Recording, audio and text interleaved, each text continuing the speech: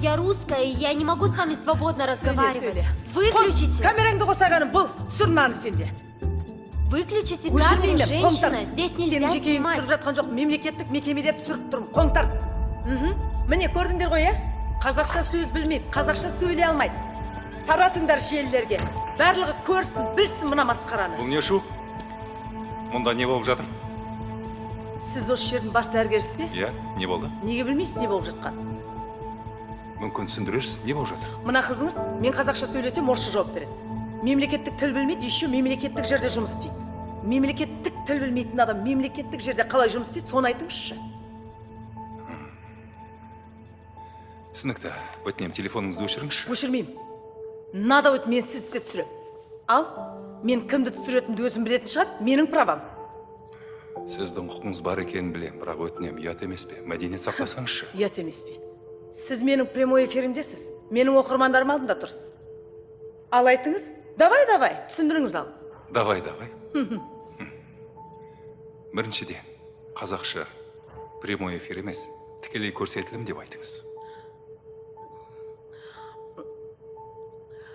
Тікелей көрсетілімінде ал. Жарайды. Сіздің тікелей көрсетіліміңізде сөйлейін онда. Сөйлеміз? Давай, айтыңыз. Құрметті достар,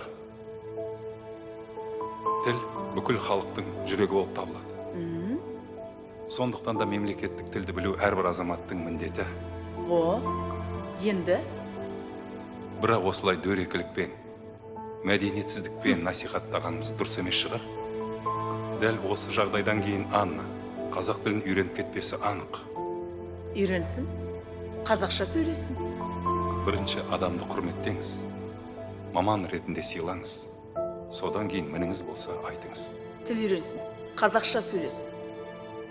Анна өзі орыс ұлтының өкілі болса да, қазақ халқын өте жақсы көреді. Және қазақ тілін үйреніп жүрген жас маман. Ал енді сіз қараңызшы. Сол қазақ тілін қорыққандықтан емес, сүйсінгендіктен үйренгісі келіп жүрген мына қызға сіз не үйреттіңіз, айтыңызшы. Сондықтан да тілімізді құрметтейміз десек, ең бірінші бір-бірімізді құрметтеуден бастайық. Болат Санжарұлы. Иә? Жаңа ғана Танкешева алма егіз босанды. Қазір екеуінде жағдайын жақсы. Жақсы, рахмет. Қазір барам. Жарайды.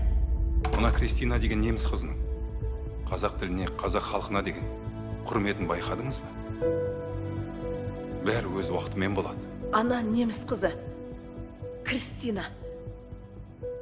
Танкешева алма деді ме? Я Танкешева алма деді. Ол менің туған сіңлім ғой.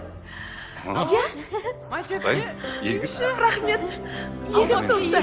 Үйдегілерге хабарласайын. Рахмет. Сау болыңыз.